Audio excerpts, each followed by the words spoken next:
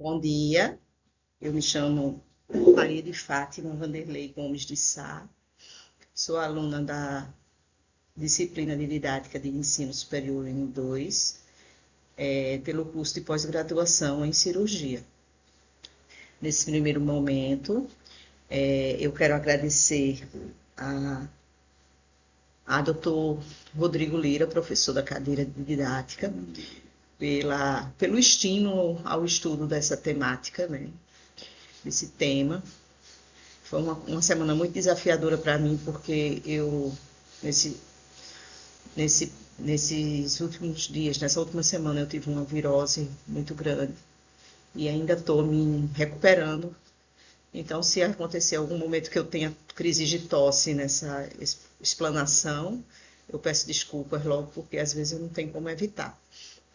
Apesar de estar sendo medicada e tratando a tosse, mas eu ainda estou nesse período de convalescença, tá?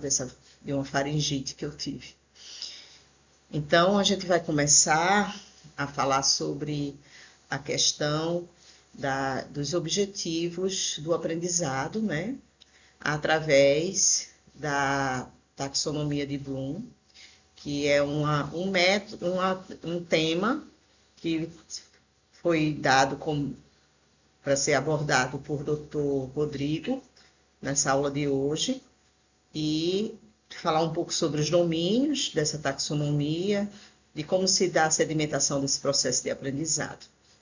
E depois também falar um pouco sobre os objetivos os temas de aula, né? Os objetivos das aulas, de aulas. Então, a anatomia dos objetivos de aprendizagem, a gente vai ter que falar sobre taxonomia de Bloom, que está associada ao processo de aprendizagem. Em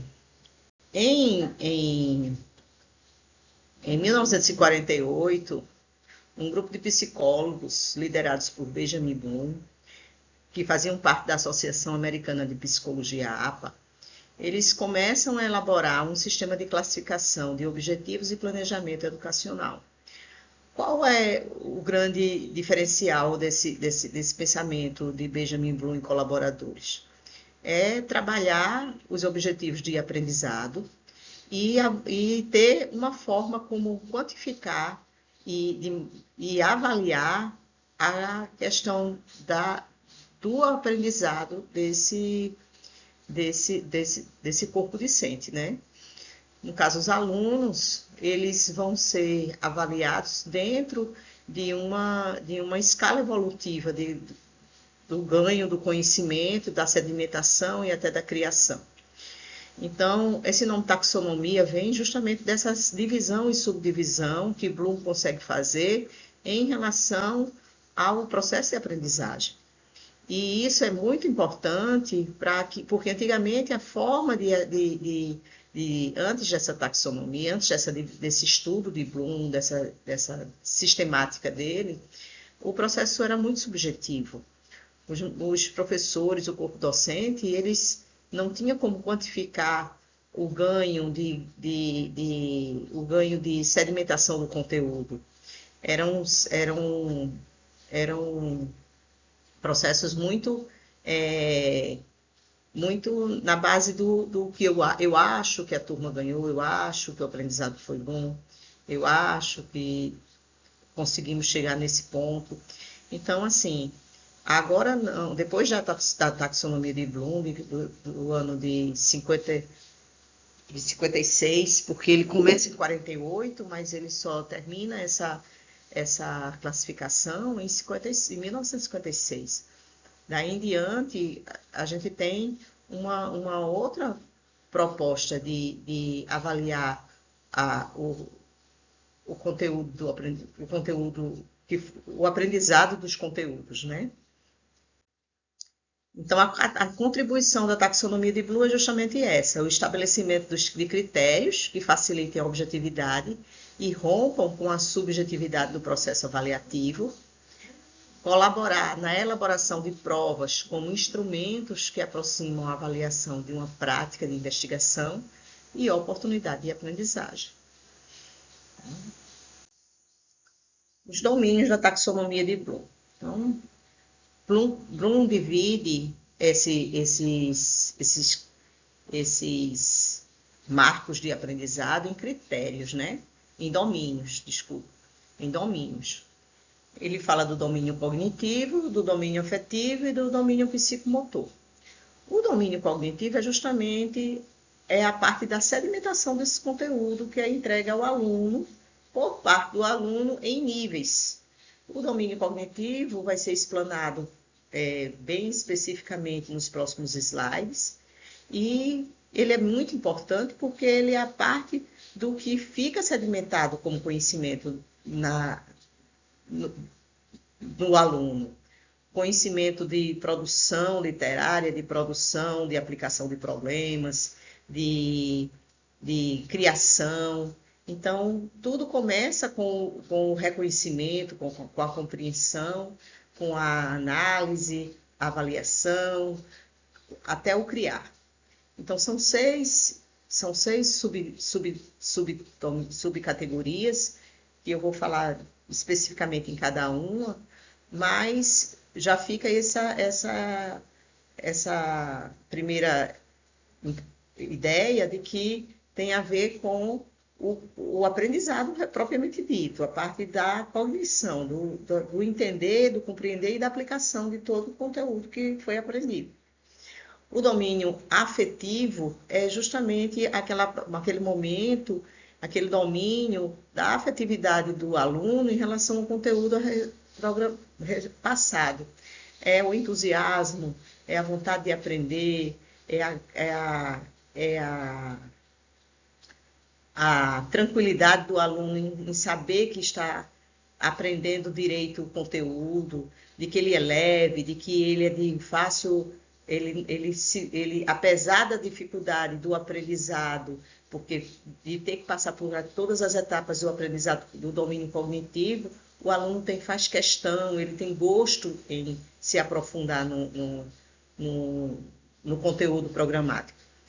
Isso eu acredito, não li em paper nenhum sobre isso, mas eu acredito que essa parte desse domínio afetivo tem muito a ver com a forma como o professor é facilitador do conteúdo. Porque, nesse caso, o professor vai ajudar esse aluno a encarar o conteúdo não como um desafio ruim nem enfadonho, mas um desafio de percepção, de uma emoção positiva em relação ao aprendizado novo. E o domínio psicomotor é quando você está muito ligado aos cursos de técnicos, onde há o término de um produto manufaturado através do conhecimento adquirido, ou mesmo de uma pesquisa, ou mesmo da criação de um determinado objeto ou de uma determinada substância, que é justamente a materialização do conhecimento. O domínio cognitivo, como a gente falou antes, ele vai ser agora abordado mais minuciosamente, porque ele é um dos domínios mais importantes, é onde o aprendizado se dá de maneira propriamente dita, né? Ele tem foco no aprendizado do conhecimento, ele é crescente, ele vai dos níveis mais simples para os níveis mais complexos, apresenta subdivisões, é uma hierarquia acumulativa, ou seja, ele está sempre... para você passar de um subtipo para outro, você tem que ter o acúmulo do subtipo anterior. Não tem como você criar sem ter o conhecimento. Não tem como você avaliar sem ter aplicação. E assim você vai ganhando, subindo degraus do domínio cognitivo, até chegar no alto patamar do conhecimento daquele conteúdo. E ela está associada a verbos de ação, mas na revisão feita por Loren, né, em 2001. Na realidade, quando Bloom fez os domínios em 48, que foi liberado para a comunidade científica em 56, ele coloca como substantivos, né? Mas Lora, em 2001, troca esses substantivos para verbos de ação. Quando a gente vai falar sobre o domínio cognitivo exposto em 48, de 48 a 56, né, produzido aí nesse período, a gente fala sobre substantivos, mas todo substantivo está ligado a uma ação.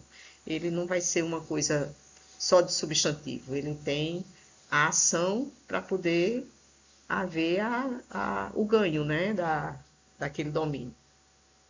Então, as subdivisões do domínio cognitivo, lançada em 1956 por Bloom e colaboradores, começa de baixo para cima, é uma crescente.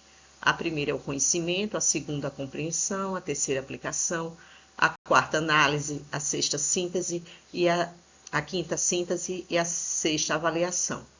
No conhecimento, a gente tem justamente o primeiro momento, o primeiro contato do aluno, do corpo discente com o conteúdo a ser abordado.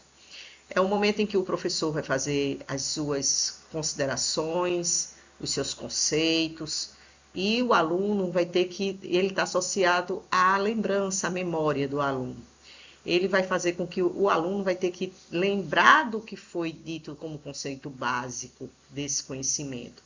Isso é muito explorado no ensino fundamental, onde o aluno ainda não tem, assim, ele está entrando em contato com os conhecimentos, ele precisa de que o professor defina para ele a ideia do professor vai ser repassada para o aluno. Então, esse é um momento em que o aluno muitas vezes não tem condição ainda, pela própria questão de fisiologia, né, do sistema nervoso e do início do aprendizado, o primeiro contato com os conteúdos programáticos. Esse é o momento, é o domínio que é mais utilizado nesse tipo de nível, né, de nível de aprendizado. À medida que a pessoa vai crescendo e amadurecendo o sistema nervoso central e aprendendo e tendo condição de elevar o seu aprofundamento nas subdivisões de domínio, você vai sintetizando e agrupando as outras etapas. Então, na compreensão, o aluno já tem a capacidade de ele dizer com as próprias palavras dele o que ele aprendeu na memória, o que está na memória dele sobre aquele conhecimento, o que está no famoso, no que aconteceu naquele decoreba, né, entre aspas, da aula expositiva. Então, aí ele começa a ter como narrar o que é que ele pode narrar, ele pode enumerar, ele pode descrever aquele conhecimento. Na aplicação, ele já tem uma outra habilidade, ele já tem como subdividir o conteúdo, ele já tem como organizar, identificar. É um momento em que ele faz a análise organizacional daquele conteúdo dentro do seu domínio, assim, perceptivo mesmo. Ele consegue dividir, subdividir, ele consegue associar, né? Ele consegue resolver problemas, né? Na síntese, ele já consegue reescrever, resumir, ele consegue sintetizar, estruturar, desenvolver em relação ao conteúdo proposto. Na avaliação, ele tem como avaliar o resultado final de um determinado conhecimento. Ele tem como ser contra ou a favor, ele tem como corroborar, ele tem como ajudar a aumentar o valor perceptivo daquele conhecimento, ele tem como dar a ideia dele se um determinado produto terminado, um determinado conhecimento gerou um produto, ele tem como dizer se aquele produto foi bom ou se não foi, o que esperar daquele produto. Então, ele tem como dar um juízo de valor, uma avaliação dele em relação ao conhecimento que foi trabalhado em todas essas etapas. Em 2001, Bloom revisa a taxonomia Lawrence e Anderson, e colaboradores, revisam a taxonomia de Bloom com ajustes nos índices superiores da taxonomia. Ou seja, o avaliar cai para o número 5 e o criar sobe para o número 6. Então, ele acha que o avaliar o conteúdo... Desculpe, foi problemas aqui com animais daqui de casa. O avaliar o conteúdo tem a ver com a avaliação do produto, do que foi feito, do que foi aprendido, das análises dos gráficos. Então, o aluno já faz essa estruturação para depois ele fazer a criação de um novo produto, de uma nova pesquisa, de algo que seja produzido a partir do conhecimento que foi trabalhado em todas as outras etapas anteriores.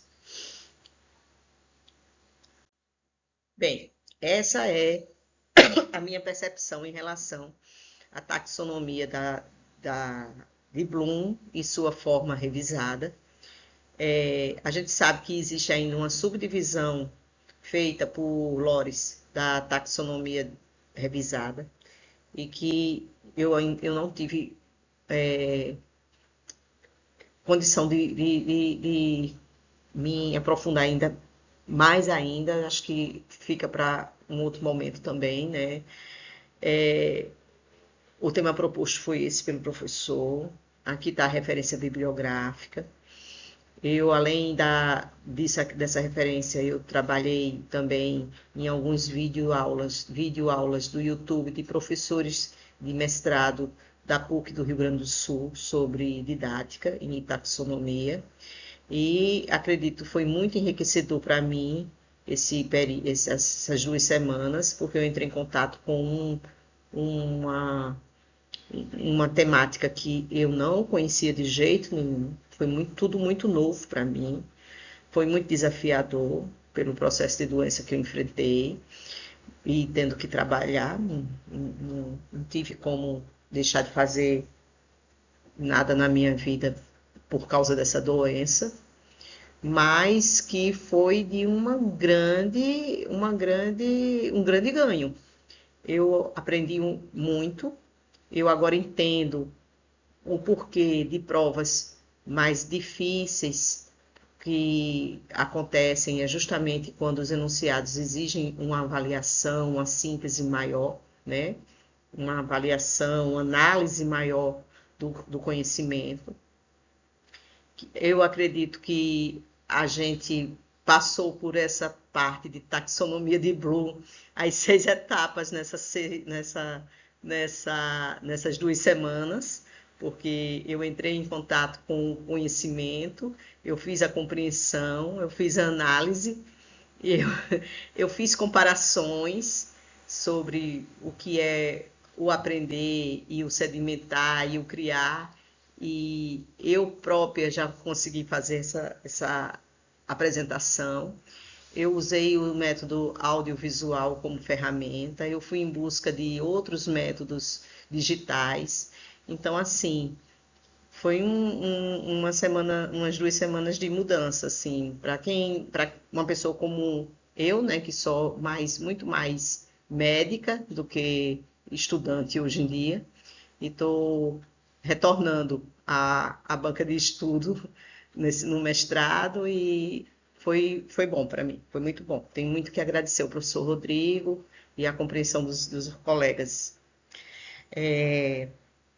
O último tópico é sobre os componentes básicos de um plano de aula. Então, a gente vai ter aqui a identificação, o objetivo, a metodologia, o recurso e a avaliação.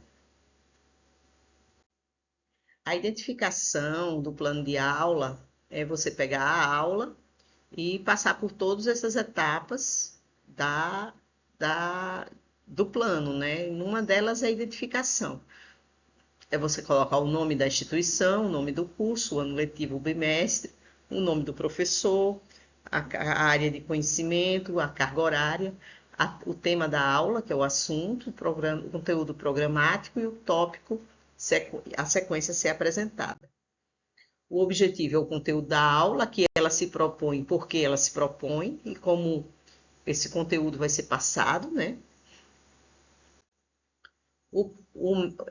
O processo metodológico é como eu vou passar esse conteúdo, né? Só falando, expondo, vai ser uma aula dialogada entre eu e o aluno, entre eu e o corpo discente, vai ser uma aula dinâmica com debates, seminários. Lá na frente eu posso colocar exercícios de análise, situações de problemas. Os recursos didáticos audiovisuais utilizados na aula para chamar a atenção do professor, do aluno e usar um dos domínios da taxonomia de Bloom entra aqui, né? Na minha concepção, eu acho que entra aqui, que é justamente o domínio afetivo, é o momento em que o aluno, através de como foi passado aquele conteúdo, ele se entusiasma, o professor é um facilitador do aprendizado e o aluno consegue sentir uma sensação boa desse aprendizado novo, uma sensação de novidade, de que ele sabe algo diferente que os demais não sabem, a partir de ter tido a oportunidade daquela aula, né? Então, você tem slides, vídeos, DVDs e ferramentas digitais para trabalhar com os alunos. A avaliação, que é a participação dos alunos através de análise de caso, aulas práticas, situação de problemas e apresentação de trabalhos. E as referências, que é indicar os autores, as obras utilizadas na preparação das aulas, os livros periódicos e os sites visitados. Tudo que onde você passou a sua vista e enriqueceu sua aula com essas informações, elas devem ser acrescentadas nas referências como a fonte onde você buscou as informações para passar para os alunos, até para eles poderem se aprofundar mais, né? Então é isso. Muito obrigada pelo tempo do senhor professor de analisar a minha avaliação, o meu conteúdo, a minha exposição, o meu crescimento durante esse período, tá?